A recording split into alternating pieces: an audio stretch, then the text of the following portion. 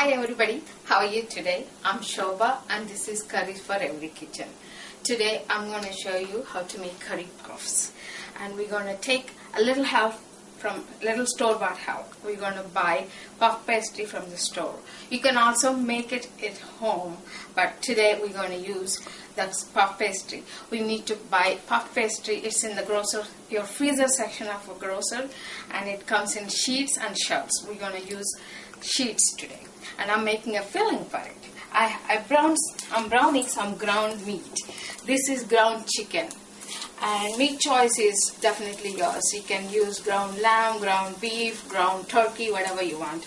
Today I'm using ground chicken. Our chicken is all ground up. To that, we're gonna add a little bit of mint leaves, 1 medium chopped tomato, and 1 medium chopped onion. We're gonna blend this with a little bit of salt until it crushes. You don't need to make it a smooth paste. Just a little bit of salt. Like I said, salt is always to your taste, whichever the way you like it. I'm gonna put it. Oops, I forgot to add a little bit of water to it. Just a tablespoon of water.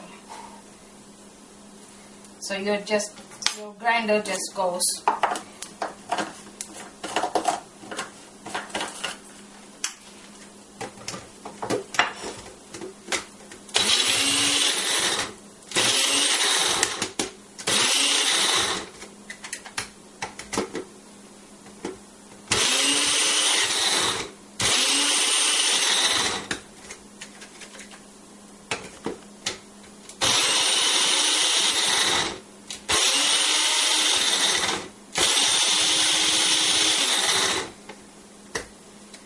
Like I said, it doesn't have to be very smooth. It's finely chopped. And you see a little bit of tomato bits and little onion bits and a little more of mint. To that, we're going to add a little bit of garam masala.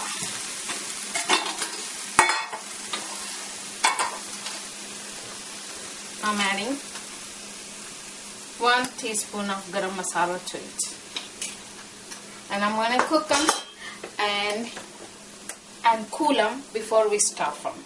And then I'll show you how to prepare your pastry and to make it into curry puffs. Okay, our filling is all cool now, and I cut the puff pastry. I took 1 sheet and I cut the puff pastry into 16 equal squares. And we're going to make 8 puff pastry with that. And first thing we do is I turn my oven to 400 degrees. Now I arranged a cookie sheet with a little bit of aluminum foil so it won't stick. The puff pastry won't stick to that. Now you just moisten your finger and just go around your puff pastry and add the filling. Try to make the filling all the way into the center of your puff pastry.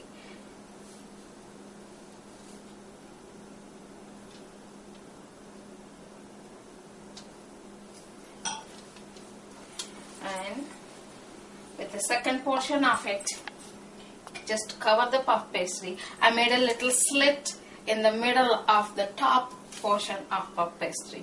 It'll give you nice, all the air will be out of there and you'll have a nice puff pastry. And now this is 1 egg.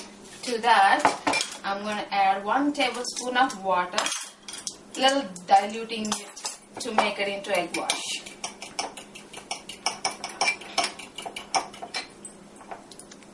And what I'm going to do is, I'm going to use the same fork and make it into little slits on the side of my puff pastry. So both ends will be fused and the filling won't be coming from this side. It would be attractive if the filling come from the top but not from the sides. And I just